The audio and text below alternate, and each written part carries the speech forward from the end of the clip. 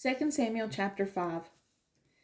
Then came all the tribes of Israel to David unto Hebron, and spake, saying, Behold, we are thy bone and thy flesh. Also in time past, when Saul was king over us, thou wast he that led us out and brought us in Israel. And the Lord said to thee, Thou shalt feed my people Israel, and thou shalt be a captain over Israel.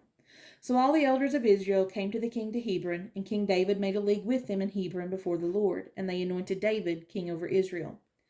David was 30 years old when he began to reign, and he reigned 40 years.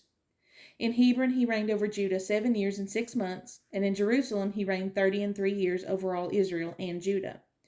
And the king and his men went to Jerusalem unto the Jebusites, the inhabitants of the land, which spake unto David, saying, Except thou take away the blind and the lame, thou shalt not come in hither. Thinking, David cannot come in hither. Nevertheless, David took the stronghold of Zion, the same as the city of David. And David said on that day, Whosoever getteth up to the gutter, and smiteth the Jebusites, and the lame and the blind that are hated of David's soul, he shall be chief and captain. Wherefore they said, The blind and the lame shall not come into the house. So David dwelt in the fort, and called it the city of David. And David built round about from Millo and inward.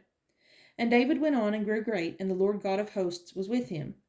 And Hiram, king of Tyre, sent messengers to David, and cedar trees, and carpenters and masons, and they built David an house. And David perceived that the Lord had established him king over Israel, and that he had exalted his kingdom for his people in Israel's sake. And David took him more concubines and wives out of Jerusalem after he was come from Hebron, and there were yet sons and daughters born to David. And these be the names of those that were born unto him in Jerusalem: Shemua, and Shobab, and Nathan, and Solomon, Ibhar also, and Elishua, and Nepheg, and Japhiah, and Elishama, and Eladiah, and Eliphalet. But when the Philistines heard that they had anointed David king over Israel, all the Philistines came up to seek David, and David heard of it, and went down to the hold.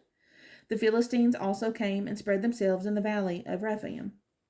And David inquired of the Lord, saying, Shall I go up to the Philistines? Wilt thou deliver them into mine hand?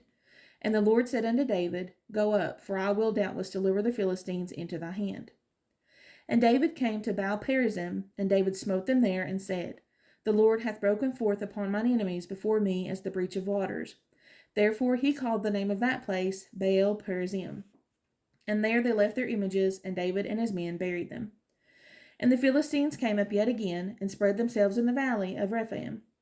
And when David inquired of the Lord, he said, Thou shalt not go up, but fetch a compass behind them, and come upon them over against the mulberry trees.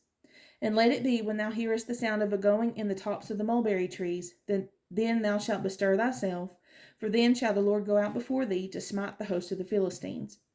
And David did so, as the Lord had commanded him, and smote the Philistines from Geba until thou come to Gazer.